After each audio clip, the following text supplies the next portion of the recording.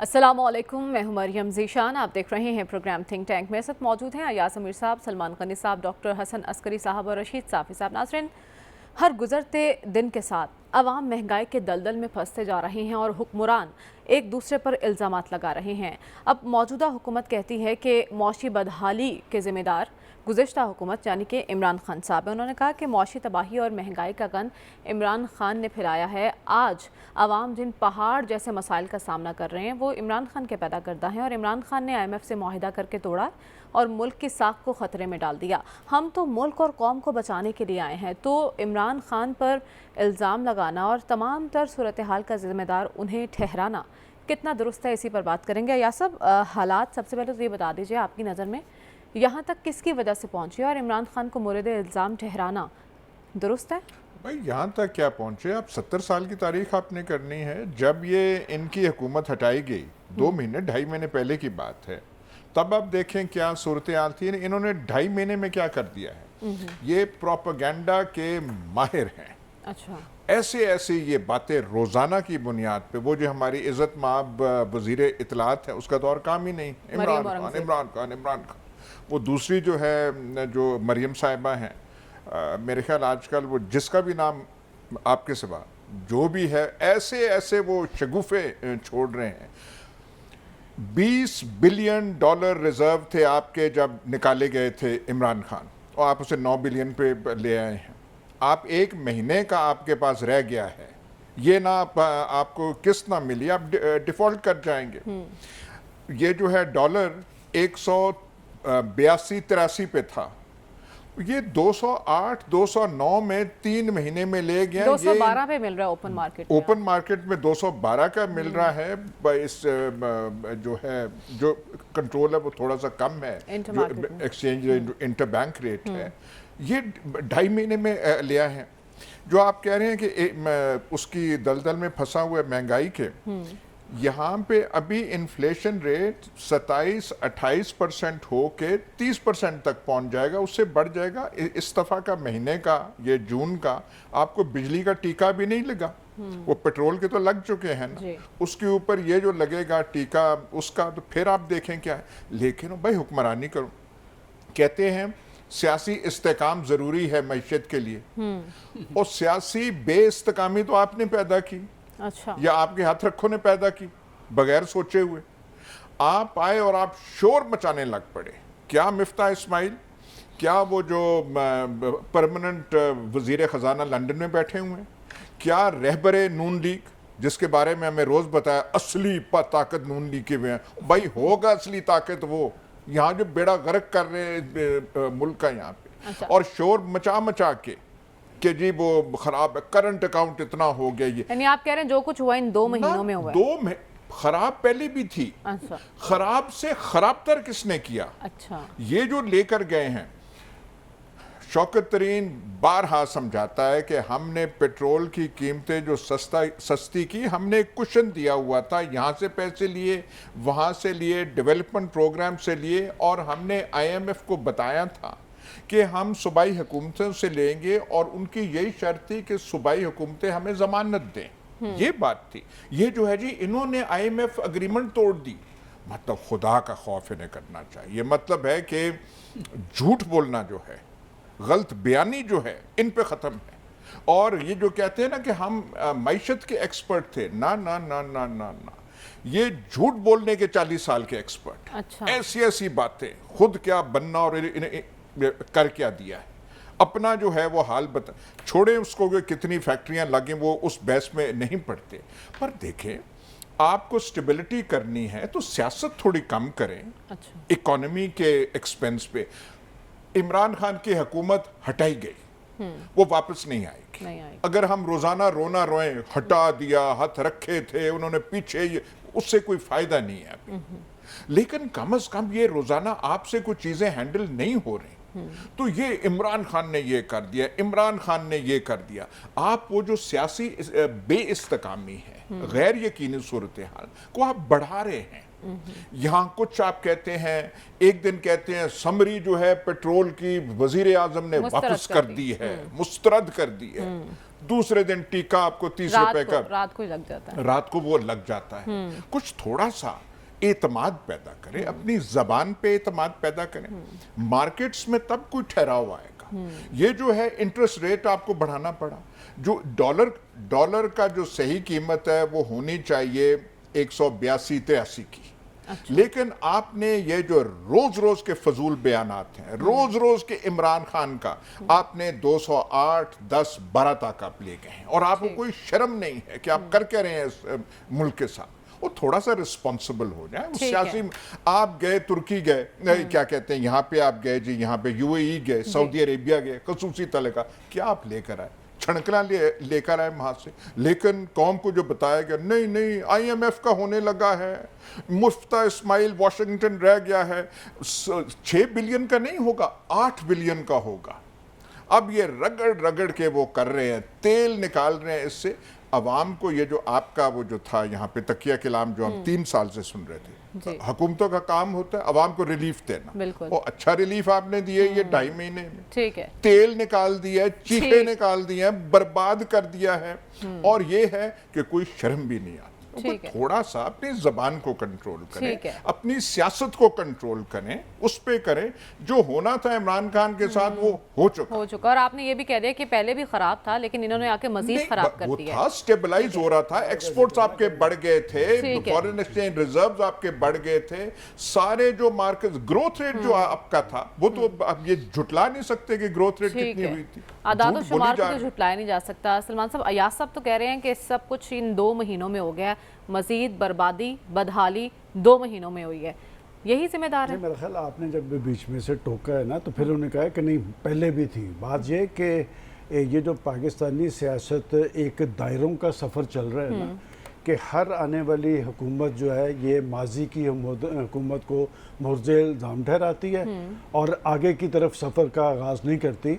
और यही हमारा भी अलमिया है कि हम भी बैठ के फरीक बन जाते हैं कि हमने एक को रगड़ना है और दूसरे को बरी करना है। अगर आप ये जो डॉलर जो कहा कि 182-83 और अब 2012 पे आया है, भाई 116 से तो 182 पे भी आया था ना। पेट्रोल भी, आपको नहीं लगता कि ये हुकूमत भी वही गलतियां दोहरा रही है जो इमरान खान ने अपने दौरे हुकूमत में किया? ये भी पिछलों को मोरद इल्जाम ठहरा रहे हैं इमरान खान। अब आप बात सुन लेना, आपका सवाल खासा लंबा हो गया। देखिए बात ये कि बीच में आप सवाल ना किया करें ना, क्यों कर रहे हैं? आपने टोका था ना बीच में, तो फिर उन्हें माजी पे भी आना पड़ा है। देखिए बात ये कि अगर पाकिस्तान की सियासत दायरों के सफ़र में घूम रही है और हम आगे की तरफ नहीं जा रहे, तो कम अज़ कम हमें तो आगे की तरफ बात करनी चाहिए कि किस तरह जाया जा सकता है। कि आप एक को मुर्दे इल्ज़ाम ठहराते हैं कि 2-2.5 माह के अंदर वो आ गए, बड़ा बुरा किया उन्होंने। और उससे पहले जो 3.5 साल तक इस मुल्क के अंदर होता रहा वो बहुत अच्छा होता रहा। मैंने इसीलिए आप 10 चीज़ें निकाल लें कि ये जो डॉलर था ये 116 से 182-83 पे भी तो आया। IMF की तरफ जाना गुनाह था तो IMF की तरफ भी गए। स्टेट बैंक की खुद मुख्तारी को दाव पे रखा गया, तो ये सारे मामलात भी थे। और बात ये कि हमें किसी के साथ फरीक बनने की बजाय अगर ये कहा जाए कि पाकिस्तान की मुआशी सूरत हाल के हवाले से पाकिस्तान की हुकूमतें संजीदगी क्यों नहीं इख्तियार करती, आखिर क्या वजह है? आप ये देख नहीं रहे कि FATF अगर एक खुशखबरी मिली है तो इस बात पे लड़ाई हो रही है कि जी ये मेरा क्रेडिट है, वो कह रहा है मेरा क्रेडिट है। मैं समझता हूँ इसमें फौज का अपना क्रेडिट है, इसमें इमरान खान साहब का भी क्रेडिट है, इसमें मौजूदा गवर्नमेंट का भी क्रेडिट दे रहे हैं इमरान खान हुकूमत? बिल्कुल, इसमें आप इमरान खान साहब को, हमाद अजहर साहब ने मैं समझता हूँ कि बड़ी पॉजिटिवली इसमें पेशरफ्त की थी, जाके केस लड़ा था। बात है कि आप अगर इस तरह का कि पाकिस्तान का एटॉमिक प्रोग्राम था वो किसी एक का क्रेडिट नहीं था, उसमें नवाज शरीफ साहब का भी क्रेडिट था, उसमें गुलाम इसहाक का, जुल्फकार अली भुट्टो ने उसकी बुनियाद रखी थी। लेकिन आप इस तरह किसी का क्रेडिट छीन नहीं सकते। लेकिन बात हो रही है मुल्क की मईशत की, और मुल्क की मईशत के हवाले से आप कहेंगे जी 2.5 माह के अंदर बेड़ा गर्क हो गया। भाई ये सारी बुनियाद, आज शौकत तरीन साहब कह रहे थे जी मेरे से तो आप 1 साल का पूछें। भाई मुझे तो शौकत तरीन साहब ने बताया था, जब तक वो वजीर नहीं बने थे तो वो समझते थे कि इस मईशत का भट्टा बैठा दिया हफीज शेख ने, ये रिकॉर्ड की बात है। जब आप आए तो आप अपने आप को डिफेंड करना शुरू कर दिया। क्या पाकिस्तान की सियासतदानों और सियासी जमातों के पास अपना कोई माहिर मईशत नहीं है कि आपको वो मुस्तार लेना पड़ता है, कभी इस पार्टी का कभी इस पार्टी का? देखें बात ये, इस सारे खेल में असल नुकसान किसका हो रहा है? क्या पाकिस्तान की शाफिया का हो रहा है? बड़ी बड़ी गाड़ियाँ हैं और उसके बाद नुकसान तो हो रहा है पाकिस्तान के 95% वो लोग जो मसाइल ज़्यादा हैं, जो महंगाई ज़्यादा है, वो किसका जाके गिरेबान पकड़े। देखिए पाकिस्तान के अंदर बड़े खुशगवार नारे दिए जाते हैं कि जी सियासी तब्दीली आएगी जी, आवाम को रिलीफ दे देंगे जी, 1 करोड़ नौकरी होगी जी, 50 लाख घर होगा। कहाँ गया वो सारा? वो मुझे एक घर तो दिखा दें कहीं पे। अब तो हुकूमत तो बात है कि अब जो हुकूमत आई है, देखिए मैं इससे पहले भी ये बात कह चुका हूँ और मैं किसी के साथ फरीक नहीं हूँ अच्छा। कि शहबाज शरीफ साहब से अगर लोगों की तवक्कुआत थी कि उन्होंने भी यही ख्वाब दिखाया कि जब हम आएंगे। देखिए ये कल एक और महंगाई मार्च हो रहा है, आज से चंद हफ्ते पहले भी महंगाई मार्च हो रहे थे। तो ये महंगाई मार्च किन के लिए हो रहे हैं? कल खान साहब ये भी बता देना कि जी आपने अपने दौर के अंदर ये जो कहा जा रहा है जी IMF को, भाई किसको नहीं पता कि IMF का मुआहदा किसने किया है? किसको नहीं पता कि सारी मईशत उन तक किसने पहुंचाई थी? जो साहब कह रहे थे कि जी मैं IMF से रुजू करने पे खुदकुशी को तरजीह दूंगा, असद उमर को नाकाम किसने करार दिया? आज मिफ्ता इस्माइल टारगेट किसका है? वही पीछे बैठे हैं। अच्छा। वो जो पाकिस्तान की मईशत के साथ खेलते हैं, आज भी खेल रहे हैं। और मैं समझता हूँ कि कभी तो पाकिस्तान के सियासतदानों को संजीदगी इख्तियार करनी चाहिए। अगर FATF का इशू है तो सबका एक क्रेडिट है, अगर पाकिस्तान एटमी ताकत बने तो सबका क्रेडिट है। अगर पाकिस्तान की मईशत को संभालना ये ना दे सके तो ये जो जमहूरियत के नाम पे टोपी ड्रामा शुरू है, ये ज्यादा देर नहीं चलेगा। और खास तौर पे शहबाज शरीफ साहब जो सबसे ज्यादा इस बात का दावा करते थे कि मैं पंजाब के अवाम को सबसे ज्यादा रिलीफ दिया, मैंने मुमकिन इकदाम किए, और इसमें कोई शक नहीं कि पंजाब के अंदर डेवलपमेंट हुई थी। अच्छा। लेकिन आज जब वो पाकिस्तान के प्राइम मिनिस्टर हैं तो वो पाकिस्तान के जिम्मेदार हैं। वो 20 करोड़ अवाम को जवाब दें। महंगाई, बेरोजगारी, इसमें अगर इजाफा हो रहा है तो उनको बताना पड़ेगा। और माजी के अंदर जो कुछ 3.5 साल के अंदर खेल हुआ है, वो कल पाकिस्तान के एक्स प्राइम मिनिस्टर अपने जब महंगाई मार्च से खिताब करेंगे वो ये भी बताएं कि उन्होंने आवाम को किस हद तक रिलीफ दिया। इस तरह बैठ के तकरीरों और बयानात से काम नहीं चलना चाहिए। जवाबदेह है डॉक्टर साहब। अच्छा काम हो तो क्रेडिट सब ले लेते हैं। अब FATF के क्रेडिट पर भी बात हो रही है, लेकिन बुरे काम का क्रेडिट कोई नहीं लेता। ये महंगाई, मौशी बदहाली, इसका जिम्मेदार है कौन? देखिए ये बहुत ही अलमनाक स्टोरी है और इसमें पाकिस्तान की हुकूमतों और पाकिस्तान के जो साहिब इख्तियार और इक़्तिदार लोग होते हैं, पैसे वाले लोग होते हैं, चाहे वो पावर में हो ना हो, बिज़नेस एलीट जो हमारा होता है, कमर्शियल एलीट जो हमारा होता है, इंडस्ट्रियल एलीट जो हमारा होता है, इन सब पे जिम्मेदारी आती है। देखिए अच्छा। पाकिस्तान के अंदर मुख्तसरन बात करके फिर प्रेजेंट पे 2 बातें मैं कहना चाहता हूँ कि पाकिस्तान को 1980 की दिहाई में और 2001 की दिहाई में, 2021 की पहली डेकेड में पाकिस्तान को एक्सेसिव पैसा बाहर से मिला। अच्छा। क्योंकि पाकिस्तान एक बड़ी ताकत की खिदमत कर रहा था बैनुल अक़वामी सियासत के हवाले से। उस पैसे को बजाय इसके कि आप इंडस्ट्रियलाइजेशन के लिए इस्तेमाल करते, इकोनॉमी को स्टेबलाइज करते, वो पैसा इस्तेमाल किया गया है कि पॉलिटिकल सपोर्ट बिल्ड करने के लिए। Exactly. वो पॉलिटिकल सपोर्ट बिल्ड करने के लिए हुआ और उस पॉलिटिकल सपोर्ट की वजह से आपको नज़र आता है 1985 के बाद करप्शन पाकिस्तान की हायर लेवल पे बहुत ज़्यादा नज़र आती है। अगर उससे पहले चले जाएं, 70s, 60s, 50s में चले जाएं तो आपको थोड़े से वाक़यात मिलते हैं कि कुछ लोगों ने किया। अच्छा, लेकिन यहाँ 80s के बाद तो आपने खुली छुट्टी दी है, हुकूमत ने पैसा लुटाया है, उसकी वजह से आपके यहाँ ये ख़राबी पैदा हुई है कि कुछ लोग अमीर हो गए। और मैं ये बार बार इस प्रोग्राम में कहता हूँ कि पंजाब के अंदर, लाहौर के इर्द गिर्द और लाहौर के अंदर जो बड़े बड़े सियासी लोग हैं ना हमारे, उनकी तारीख को उठा के देखें। आज से 30 इयर्स बैक वो कहाँ थे और आज हाउसिंग सोसाइटीज़ के मालिक हैं। आज पैसे का है कि गिनती पूरी नहीं, आप गिन नहीं सकते, इतना पैसा है। तो सवाल ये है कि 30 इयर्स के अंदर ये क्या हुआ कुछ लोगों के लिए, और बाकी बेचारे गरीब, वो अमीर से अमीर तर हो गया, गरीब तर हो गया। तो पाकिस्तान में इकोनॉमिक डिस्पैरिटी, तो ये बीमारी जो है ना, ये बड़ी लंबी बीमारी है। ठीक है, पाकिस्तान की इकोनॉमी में ख़राबियाँ, PPP की हुकूमत आई, या फिर PMLN आए, फिर PTI वाले आए, इन्होंने अपना अपना कंट्रीब्यूशन किया है। लेकिन देखिए, मौजूदा जब आप ज़माने पे आते हैं तो कम से कम इस हुकूमत को ये करना चाहिए था कि जिस का वो कहानी सुनाते हैं कि इमरान ने लूट लिया इस मुल्क को, उस लूट को उसी पॉइंट पे रोक देते یا اس کا پیس بہت سلو ہوتا آگے بڑھنے کا، پھر ہم کہتے ہیں کام ہو رہا ہے. لیکن جو پیس ہے مہنگائی کا، اکانومی کے ڈیٹریٹ کرنے کا، دیکھیں نا ابھی ڈالر کی بات ہوئی کہ جی 186 تھا، 116 تھا، وہ 186 ہو گیا. ہمیں تو وہ وقت بھی یاد ہے کہ ڈالر 4 روپے 76 پیسے ہوا کرتا تھا. 4 روپے 76 پیسے سے یہاں پہنچا ہے. اس کا بھی تو رونا رول ہے نا، اس کو بھی تو سمجھنے کی کوشش کریں کہ ہوا کیا ہے پاکستانی اکانومی. اچھا ایک تو یہ ہے کہ حکومت کی جو ناکامی ہے وہ یہ ہے کہ وہ برا ٹرینڈ جو آئیڈینٹیفائی کرتے ہیں عمران کی حکومت سے، اس ٹرینڈ کو یہ روک نہیں سکیں، بلکہ وہ آگے تیزی سے بڑھ رہا ہے. لوگوں کی مسائل مشکلات زیادہ ہوئی ہیں، اور یہی چیز جو ہے اس حکومت کی ناکامیاں. دوسرا پوائنٹ جو میں کہنا چاہتا تھا وہ یہ ہے آئی ایم ایف کی. آپ بڑی باتیں کر رہے ہیں کہ جی عمران نے ایک ایگریمنٹ سائن کر دیا، ہم اس میں مقید ہو گئے. سوال یہ ہے کہ آئی ایم ایف کا یہ پہلا ایگریمنٹ نہیں تھا. اس سے پہلے 20 کے قریب ایگریمنٹ پاکستان نے کیے ہیں، اور ان میں سے بہت سے ایگریمنٹس پہ مکمل عمل نہیں ہوا، بلکہ وہ ریسٹرکچرنگ کا پروگرام ڈسرپٹ ہوا ہے، رک گیا ہے. وجہ یہ کہ پاکستان نے شرطیں نہیں پوری کی. عمران نے اگر وہ جو 2019 کا جولائی 2019 کا ہے، اس میں جو بھی کمٹمنٹ کی گئی ہیں وہ آپ پہ پابند نہیں ہیں کہ آپ ان کو ضرور امپلیمنٹ کریں. اگر آپ نہیں امپلیمنٹ کریں گے وہ پیسہ نہیں دیں گے. انہوں نے پیسہ نہیں دیا عمران خان کو، اگرچہ اس نے ریزنز دیے کہ پیٹرول کیوں رکا ہے. اب آ کے یہ کہنا کہ عمران کے ایگریمنٹ سے ہم مجبور ہیں اتنے، یہ بالکل غلط ہے. اس لیے کہ نئی حکومت نئے انداز میں نیگوسیٹ کر سکتی ہے آئی ایم ایف سے. اور یہ ہے کہ وہ آئی ایم ایف کو زیادہ آئی ایم ایف آپ کو پیسہ نہیں دے گا، لیکن چونکہ انہوں نے پیسہ حاصل کرنا ہے اس لیے اس کے لیے وہ ہر کام کرنے کو تیار ہے. اور جو میں نے کل کہا تھا کہ اس وقت کنسیڈریشن یہ ہے باہر سے پیسہ حاصل کر لیا جائے. عمران کے متعلق یہ تھا قرضے زیادہ لیے گئے.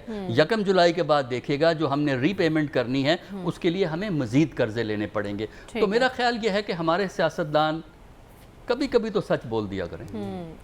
بالکل. لیکن جیسے کہ ڈاکٹر صاحب نے اچھا پوائنٹ ریز کیا کہ یہ حکومت اپنے ٹرمز پر نیگوشیٹ کر سکتی ہے آئی ایم ایف کے ساتھ. لیکن صافی صاحب میرا سوال یہ ہے کہ ملک کی سیاسی بحران کا ذمہ دار عمران خان، معاشی بحران کا ذمہ دار عمران خان، حکومت ایسا کہہ رہی ہے، لیکن وہ ساری تدبیریں، وہ فارمولے کہاں چلے گئے جو جب یہ اپوزیشن میں ہوتے تھے تب بیان کیا کرتے تھے؟ اب تو یوں دکھائی دے رہا ہے تمام تدبیریں الٹی پڑ گئی ہیں اور صرف عمران خان عمران خان عمران خان ہو رہا ہے میڈیا پر. جی مریم، اس کے لیے کوئی آئنسٹائن ہونے کی ضرورت نہیں یا کسی بہت بڑے دماغ کی بھی اس کے لیے ضرورت نہیں ہے. یہ جو آپ کا سوال ہے یہ بہت سیدھا سادہ ہے اور اس کا جواب غالباً 8ویں جماعت کا کوئی طالب علم بھی دے سکتا ہے. موازنہ بہت ہی آسان ہے جو آپ کا سوال ہے. آپ صرف یہ موازنہ کریں کہ عمران خان صاحب کو 2018 میں جو حکومت ملی تھی، جو خان صاحب نے حکومت لی تھی وہ کیسی تھی، جو واپس دے دی وہ کیسی ہے. آپ 2018 میں دیکھیں اس دور میں جب عمران خان صاحب اقتدار جی جو لی گئی ہے، چلے اسی پہ بات کرتے ہیں. وہ اس محرکات میں نہیں پڑھتے، اس پہ ایک دوسرا موضوع پہ اس پہ بھی بات ہو سکتی ہے. لیکن جو آپ مجھ سے یہ سوال کر رہی ہے کہ بحران کا ذمہ دار کون ہے، تو میں آپ کو بہت ہی آسان موازنہ ہے. 2018 کا موازنہ کرے، 2022 کا کرے. 2018 میں جب خان صاحب اقتدار میں آ رہے تھے تو ترقی کا اشاریہ یا تخمینہ جو تھا 6% پہ تھا. خان صاحب جب ایک موقع پہ یہ بھی آیا کہ ملکی تاریخ میں پہلی دفعہ ترقی کا اشاریہ یا تخمینہ جو تھا مائنس میں چلا گیا. بیچ میں 2-3% تک پھر خان صاحب لے کے گئے. اس کے بعد اب اس کے علاوہ جو اور بھی محرکات اس دور میں ہوئے آپ دیکھ لیجئے کہ اداروں کے ساتھ کیا کیا گیا. نیب کا جو بے دریغ استعمال ہوا، بیوروکریٹس نے کام کرنا چھوڑ دیا تھا. آپ کا اندرونی حالت کیا ہو گئی تھی، آپ کے ساتھ جو تھا آپ کی فارن پالیسی کس نہج پہ پہنچ گئی تھی. کیا چین نے آپ کے ساتھ کام کرنے سے تقریباً انکار نہیں کیا تھا؟ کیا ترکی آپ سے خوش تھا؟ ملیشیا کے ساتھ آپ نے کیا کیا تھا؟ سعودی عرب کے ساتھ آپ نے کیا کیا تھا؟ میں نے کہا اتنا سچ ہضم نہیں ہوگا. آپ تو خوش ہو رہے ہیں ضرور آپ کے لیے کہہ رہے ہیں. نہیں، سچ بولنا تو میرے خیال میں جس طرح سے آپ ہی سے سیکھا تھا کہ کبھی کبھار سچ بولنا چاہیے.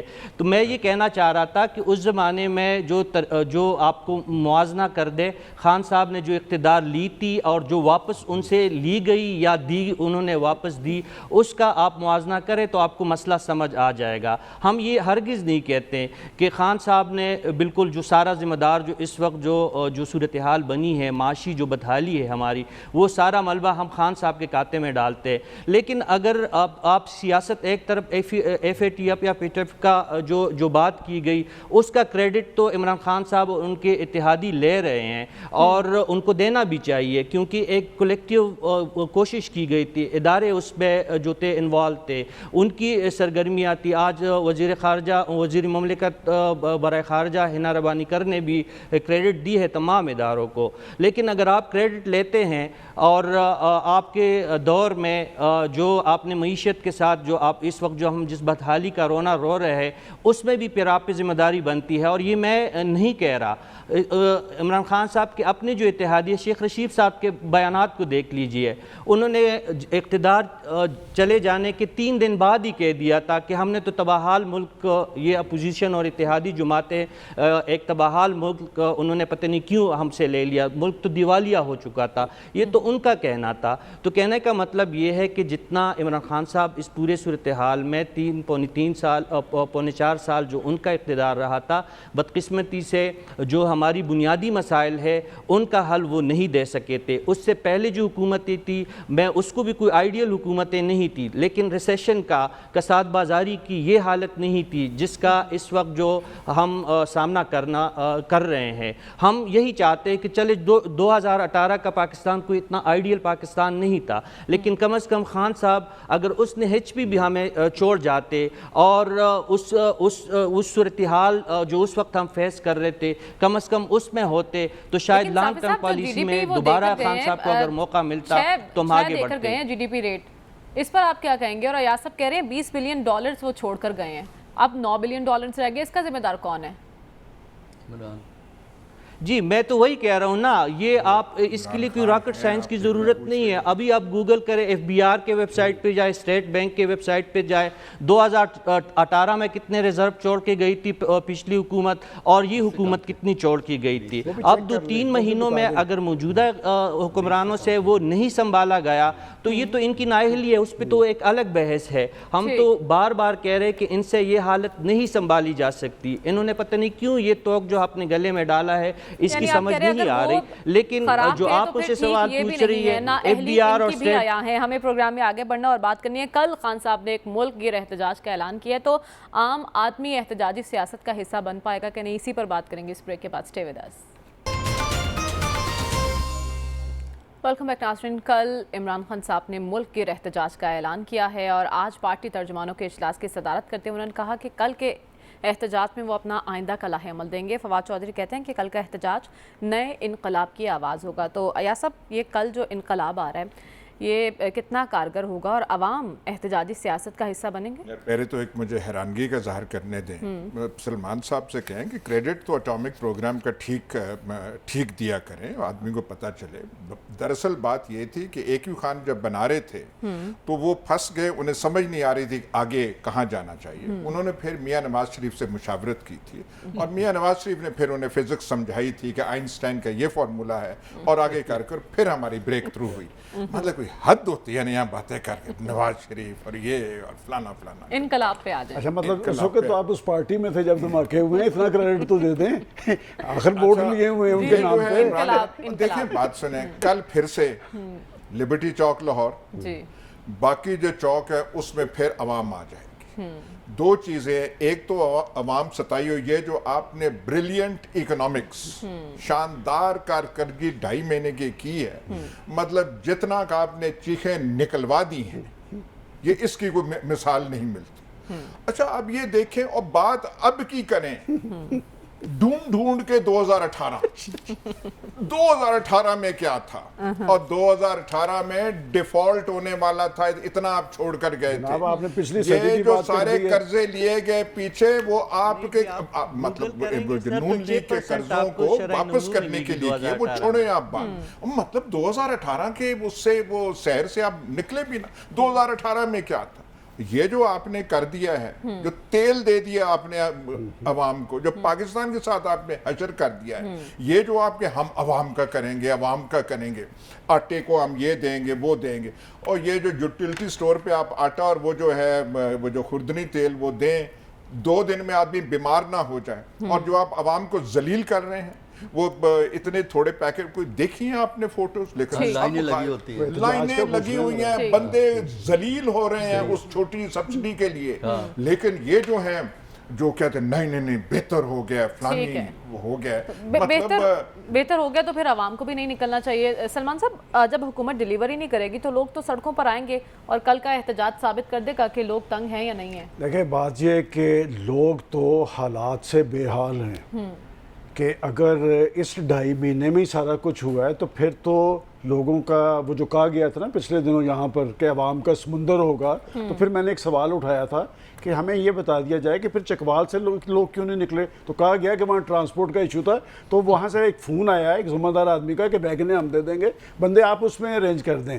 دیکھیں بات یہ کہ پاکستان کے سیاستدان اور پاکستان کی سیاسی جماعتیں وہ ووٹ تو عوام سے لیتے ہیں، لیکن مسند اقتدار پہ پہنچنے کے بعد کیا وہ ان کے مفادات کا تحفظ کرتے ہیں؟ کیا وجہ ہے کہ جن بنیادوں پہ آپ حکومت پہ آتے ہیں اس کے بعد آپ پاکستان کی اشرافیہ ان کے مفادات کا تحفظ کرتے نظر آتے ہیں؟ اس میں کوئی شک نہیں کہ مہنگائی، بے روزگاری، غربت، اور جیسے وہ صافی صاحب نے ابھی وہ اعداد و شمار دینے شروع کیے تھے، میں نے اس لیے کہا تھا کہ اتنا سچ نہ بولیں، یہ ہضم نہیں ہوتا. اور بات یہ کہ اگر یہ سارا سچ کھول دیا جائے تو پھر وہ جن لوگ، میں نام نہیں لینا چاہتا چونکہ مناسب نہیں لگتا، کہ جن کے بارے میں آپ نے جدوجہد کی تھی وہ تو سارے آپ کی حکومت کا حصہ تھے. اور پھر آپ نے ایک کمیشن بنایا کہ جی پاکستان میں آج تک جو قرضے لیے گئے ہیں اس پہ ہم ایک کمیشن بنا رہے ہیں. جتنے پاکستان میں 70 سال میں قرضے لیے گئے اس سے سب سے زیادہ قرضے آپ نے لیے. پھر کہا جی ہم نے اتنے ادا کر دیے ہیں.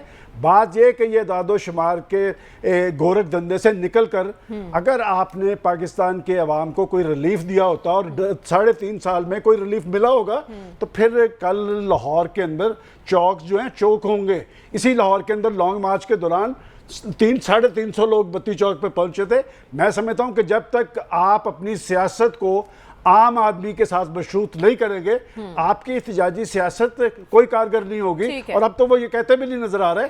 بات تو لانگ مارچ کی ہو رہی تھی، بات سپریم کورٹ کی اجازت سے ہو رہی تھی، بات آپ یہ کر رہے تھے. آپ نے خود تو حفاظتی ضمانت کروا لی. پاکستان کی سیاسی تاریخ میں سیاستدان حفاظتی ضمانت نہیں کرواتے. جب تک پاکستان کی سیاسی جماعتیں اپنا وزن عام آدمی کے ساتھ نہیں ڈالیں گی، نہ پاکستان کی تقدیر بدلے گی نہ پاکستان کے 22 کروڑ عوام کی تقدیر بدلے گی. لیکن دیکھنا یہ اب اعلان تو کر دیے ملک احتجاج کا، کل کیا لاہ عمل ہوگا؟ ڈاکٹر صاحب، خان صاحب کا اگلا لاہ عمل کیا ہو سکتا ہے اب؟ دیکھیے پہلے تو یہ ہے کہ اپوزیشن میں ہونے کی وجہ سے اپوزیشن ہمیشہ گورنمنٹ پہ پریشر رکھتی ہے اور وہ پھر جو ویک پوائنٹ ہوتے ہیں گورنمنٹ کے ان کو اپنے ایڈوانٹیج کے لیے استعمال کرتی ہے. لہٰذا میرے نزدیک یہ کوئی ایکسٹرا آرڈنری بات نہیں ہے جو احتجاج کر رہے ہیں. اپوزیشنیں کرتی رہی ہیں، پی ایم ایل این اور باقی پارٹیاں نہیں کرتی رہیں. وہ کب سے ستمبر 2020 سے وہ پی ڈی ایم چل رہا تھا، یہاں جلسے ہو رہے ہیں وہاں جلسے ہو رہے ہیں. تو یہ ایک سیاسی عمل میں یہ چیزیں چلتی ہیں. لیکن میرے نزدیک جو ہے یہ اسٹریٹجی کہ ہر پارٹی کے لوگ اپنے اپنے شہروں میں احتجاج کریں گے، یہ فی الحال ایک اچھی اسٹریٹجی ہے بجائے اس کے کہ آپ لوگوں کو اسلام آباد میں اکٹھا کریں. فی الحال میرا خیال یہ ہے کہ ایسی اپیل کہ لوگ اسلام آباد پہنچیں فی الحال وہ نہیں کرنی چاہیے، بلکہ یہ اس طریقے سے آپ موبلائز کریں. وجہ یہ ہے کہ لانگ رن میں موبلائزیشن اسلام آباد پہنچنے والی اہم نہیں ہوتی. موبلائزیشن وہ اہم ہے جو کہ لوئسٹ لیول پہ کی جاتی ہے، شہروں میں کی جاتی ہے، گاؤں میں کی جاتی ہے، حلقوں میں کی جاتی ہے، محلوں میں کی جاتی ہے. تو لہٰذا اگر پی ٹی آئی نے ایک مؤثر اپوزیشن کا رول ادا کرنا ہے اور پھر اگلے الیکشن کی تیاری کرنی ہے تو اس کو اپنی اسٹرینتھ کو لوئسٹ لیول پہ اسٹرانگ کرنا ہے. اور اس کے لیے یہ طریقہ بہتر ہے کہ لوگ اپنے اپنے شہروں میں رہیں. آسان بھی ہے، تکلیف بھی نہیں ہوتی، اور اس کے بعد آپ کا جو میسج ہے وہ چلے گا. لہٰذا ہم یہی امید کرتے ہیں کہ عمران خان صاحب ایٹ لیسٹ اگلے 2-3 مہینے میں وہ لوگوں کو اسلام آباد میں اکٹھا نہیں کریں گے بلکہ اس طریقے سے پریشر جو ہے وہ بلڈ کریں گے. پریشر بلڈ کرنے کی کوشش کی جائے گی اس طریقے سے. لیکن صاحب صاحب، عام خیال یہی ہوتا ہے کہ سیاسی جماعتوں کے جلسوں میں احتجاج میں عام آدمی نہیں نکلتا، موبلائز کیا جاتا ہے، منظم طریقے سے ٹرانسپورٹ فراہم کی جاتی ہے، پھر لوگ آتے ہیں. لیکن خان صاحب نے یہ ٹرینڈ چینج کیا ہے، تو آپ کو لگتا ہے کل عام آدمی سڑکوں پر اگر نکلتا ہے تو حکومت پر پریشر پڑے گا؟ جی مریم، جو حالات ہے، جو مہنگائی ہے، کساد بازاری ہے، ریسیشن ہے، تو اس میں تو ضرور جو خان صاحب کے کال پہ لوگ نکلیں گے، لیکن جو آپ ایک منظم احتجاجی تحریک کی بات کر رہی ہیں نا، تو اس کے جو جہاں جہاں پہ بھی ہم نے احتجاجی تحریکوں کا تھوڑی بہت اسٹڈی کی ہے یا دنیا میں دیکھا ہے، تو اس قسم کی تحریکوں، منظم تحریکوں کی کچھ انگریڈینٹس ہوتے ہیں، اس کی کچھ ضرورتیں ہوتی ہے، جو اس وقت بدقسمتی سے پاکستان کی کسی سیاسی جماعت بشمول پی ٹی آئی کو وہ سہولت میسر نہیں ہے۔ سب سے بڑا جو بڑی ترکیب ہونی چاہیے یا ہو سکتی ہے کسی بھی احتجاجی تحریک کو مربوط اور منظم بنانے کے لیے، وہ تنظیم سازی ہوتی ہے۔ آپ کا لیبر ونگ ہونا چاہیے، آپ کا ٹرانسپورٹ ونگ ہونا چاہیے، آپ کا خواتین ونگ فعال ہونا چاہیے، آپ کا طلبہ یونین پہ یقین ہو، ان پہ اعتبار ہو۔ ہماری کس سیاسی جماعت کے بشمول پی ٹی آئی کی، اگر میں پی ٹی آئی کی آپ نے احتجاجی تحریک کی بات کر رہے ہیں، تو پی ٹی آئی کی تنظیم ہی اس وقت سرے سے موجود نہیں ہے۔ بلدیاتی انتخابات میں جب ناکامی ہوئی کے پی میں، اس کے بعد تمام بڑی تنظیمیں تحلیل کر دی گئی ہے۔ جب تک آپ کے یونین کونسل، تحصیل اور ڈسٹرکٹ سطح پہ آپ کی تنظیمیں موجود نہ ہو، آپ کے ونگز موجود نہ ہو، ان پہ آپ کو اعتماد نہ ہو، ان کو آپ نے سٹریم لائن نہیں کیا ہو، تو لانگ ٹرم میں آپ بے شک مہنگائی کے خلاف احتجاج کے کال پہ لوگ نکلیں گے، اسکرینوں کے سامنے بیٹھیں گے، پھر گھروں کو چلے جائیں گے۔ آئیڈیل وقت ہے، موسم بھی اچھا ہو گیا ہے، 9-10 بجے ہلا گلا میلہ سج جائے گا، لیکن ایک رینڈم احتجاج تو ہو سکتا ہے۔ منظم احتجاج کے لیے میں نے آپ کو بتایا کہ اس کی کچھ ضرورتیں ہوتی ہے، جو کسی سیاسی ہمارے جو جماعتیں ہیں اس کے ڈھانچہ ہی نہیں ہے۔ پی ٹی آئی نے یہاں وہاں پہ کوآرڈینیٹر ہی اس وقت لگائے ہیں، ان کی تنظیم ہی موجود نہیں ہے،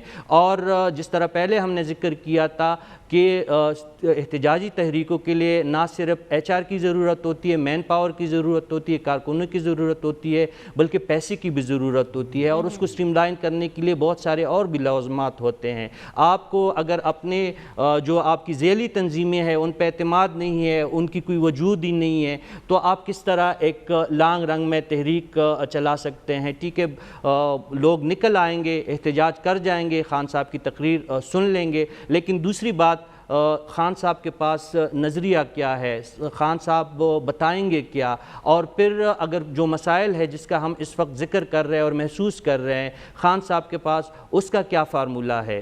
تو یہ ساری چیزیں میرے خیال میں بہت ہی پیچیدہ ہے۔ احتجاج ضرور ریکارڈ ہوگا، محدود پیمانے پہ لوگ بھی آئیں گے، خان صاحب کو سنیں گے بھی، ان سے لوگ پیار بھی کرتے ہیں، ایک کرشمہ ساز شخصیت ہے، لیکن ایک لمبی احتجاجی تحریک پاکستان کی کسی سیاسی جماعت میں اس میں سکت ہی نہیں ہے کہ ان حالات میں وہ آگے بڑھے۔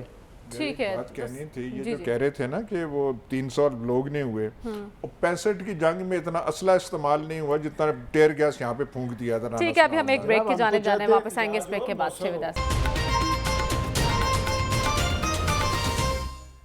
پروگرام سے اجازت دیجیے، آپ سے انشاءاللہ کل ملاقات ہوگی۔ اللہ حافظ۔